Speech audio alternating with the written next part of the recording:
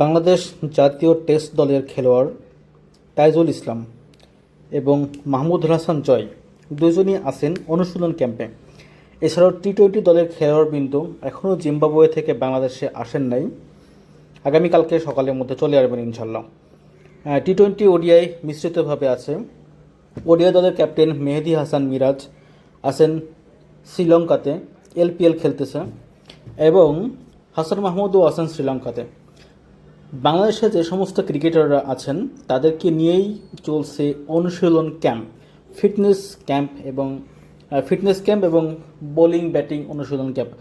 সর্বপ্রথমে আমরা দেখতে পাচ্ছি মাহমুদুল হাসান জয়, লাল বলের ক্রিকেটার, টেস্ট দলের খালেদ আহমেদ, টেস্ট দলের লাল বলের ক্রিকেটার নাইম শেখ আছেন, আফিফ হোসেন ধ্রুব আছেন, এবং বাংলাদেশের যারা যে সমস্ত ক্রিকেটাররা এখন হোম অফ ক্রিকেট মিরপুরের মধ্যে আছেন, রাডারের মধ্যে তাদের সবাইকে নিয়ে একটা ফিটনেস ট্রেনিং এবং ব্যাটিং বোলিং অনুশীলন চলছে।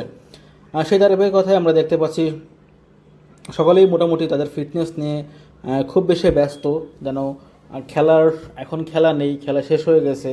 তার মানে এই নয় যে তাদের ফিটনেসটা যেন নষ্ট না হয়ে যায়, ফিটনেসটা তারা ধরে রাখতে পারে, সেই প্রচেষ্টায় তারা চালিয়ে যাচ্ছে। তবে একটা কথা না বললেই না, যেটা হচ্ছে যে মিরপুরে বাংলাদেশ যখন অস্ট্রেলিয়াকে হারায় তখন তাদের ভিতরে একটা আলাদা কনফিডেন্স ছিল ওডিআইতে, কিন্তু জিম্বাবুয়ের কাছে তারা সিরিজ হেরে আসলো। এই বিষয়টা অনেক আলোচনা এবং আলোচনার বিষয় হতেই হবে, কারণ জিম্বাবুয়ে কখনোই অস্ট্রেলিয়ার থেকে ভালো দল না, কিন্তু অস্ট্রেলিয়াকে হারিয়ে জিম্বাবুয়ের কাছে হেরে আসা এটা কখনোই ভালো লক্ষণ না। আসলে জিম্বাবুয়ের সাথে ম্যাচে কোন কোন জায়গায় প্রবলেম ছিল, কী জায়গায় বাংলাদেশ উন্নতি করতে হবে, বাংলাদেশ টিমকে সেই জায়গাগুলো ফাইন্ড আউট করে সেখানে আরও বেশি কাজ করতে হবে, এই প্রত্যাশাই সবার থাকে, এবং সেভাবেই ইনশাল্লাহ সামনের দিকে আমরা দেখতে পারবো। নেক্সট সিরিজের আগে সেই জিনিসগুলোকে বাংলাদেশ টিম ম্যানেজমেন্ট এবং কোচিং স্টাফ যারা আছেন ওই জায়গাগুলোকে বাংলাদেশ টিমের জন্য রিকভারি করবেন, এবং সামনের যে সিরিজগুলো আছে সেই সিরিজগুলোতে আমরা বাংলাদেশের চিরচেনা যে পারফরমেন্স, চিরচেনা যে ফর্ম, সেটাই ফিরে পাবো, এই আশাবাদ ব্যক্ত করাই যায়। এর মধ্যে দেখা যাচ্ছে যে হেলিকপ্টার উড়ে যাচ্ছে, এবং সেটারও একটা শট নিয়েছিলাম আসলে দেখানোর জন্য। তারপর আবার ফিটনেস ট্রেনিং শুরু হয়ে গেল, এবং বোলিং ট্রেনিংটাও হবে, সেটাও আপনাদেরকে দেখাবো, সাথে থাকুন।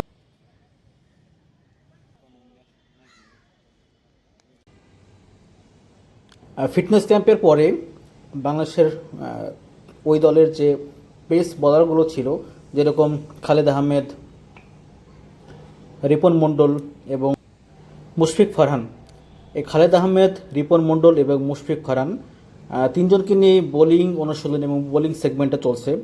এই যে রিপন মণ্ডল, যে ইয়র্কার মাস্টার বলা হয়, রিপন মণ্ডল বল করতেছেন দেখা যাচ্ছে, এবং এই ফিটনেসের পরে বোলিংটা তাদের চর্চা থাকা এবং সব কিছু ঠিকঠাক রাখার জন্যই এই অনুশীলনগুলো।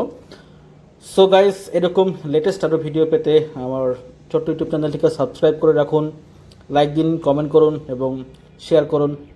Thank you so much, thank you for everyone.